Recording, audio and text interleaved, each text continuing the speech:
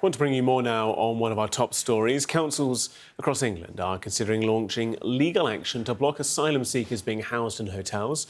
It follows a successful challenge by Epping Forest District Council. Joined now by Imran Hussain, Director of External Affairs at the Refugee Council. Good to have you with us. I appreciate you sharing your time. What's your reaction to what we're seeing? First of all, in Epping, and now it appears as though Broxbourne Council will try and follow Epping's lead. What do you make of all this? Well, I mean, the first thing to say is nobody thinks asylum seekers should be kept in hotels while their case is being assessed. It's very expensive. It's not good for the asylum seekers. It's isolating. It's an isolating experience even before the protest. With the protest, is incredibly terrifying for people.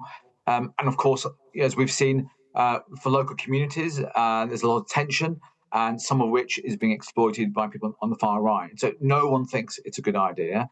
I think we're looking at this case, and obviously the court case kind of hinged on it being a planning issue. This isn't a planning issue, really. This is a failure of public policy. For 20-odd years, we've supported asylum seekers through a system that worked perfectly well. We had accommodation for people without using hotels.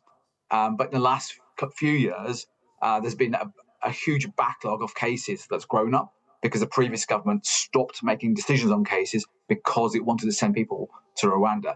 That backlog has meant that the accommodation that was existing was full, and the government had to use hotels. So we have to remember this isn't a planning issue. This is just a failure of policy to process claims. I think we're pleased that the new government has come in and is starting to get a grip on the decision making. Its commitment is to end the use of hotels by 2029. We don't think that's right. I think it must speed up because all the concerns that we're hearing about the cost, about how refugees themselves feel about being placed in these places, and the community tensions means that the government has got to prioritise and come up with a solution pretty quickly.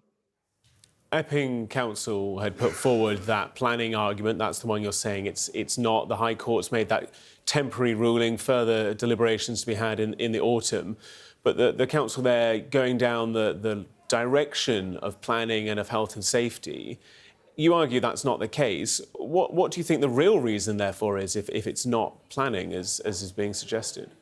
So, just to be clear, clearly the legal challenge at the moment is based on the planning rules, and that's what's being played out at the moment. But I think whichever way it goes, eventually with these cases, in the end, the judgment is: should we be using hotels? And I think most people agree we shouldn't. We have to ask ourselves why we're using hotels, and that's because we stopped processing claims, and the government is now playing catch up to get a grip on decision making and process claims.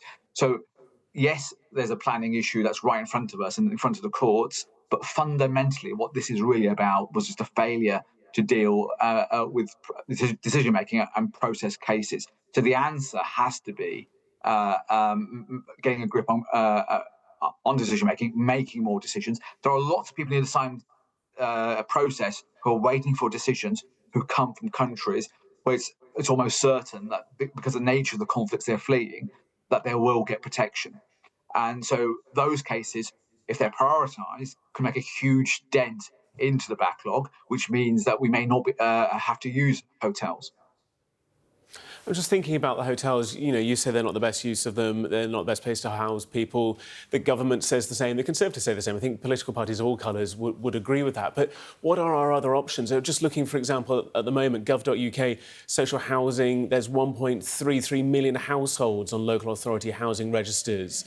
A 10-year high for London social housing. If hotels aren't being used, where else can we provide accommodation for people who, like you say, many of whom will have legitimate asylum claims, without creating a different conflict elsewhere with local communities? So remember, the way the system works is if someone claims asylum, the Home Office assesses that claim. Whilst that claim is being assessed, they can't work.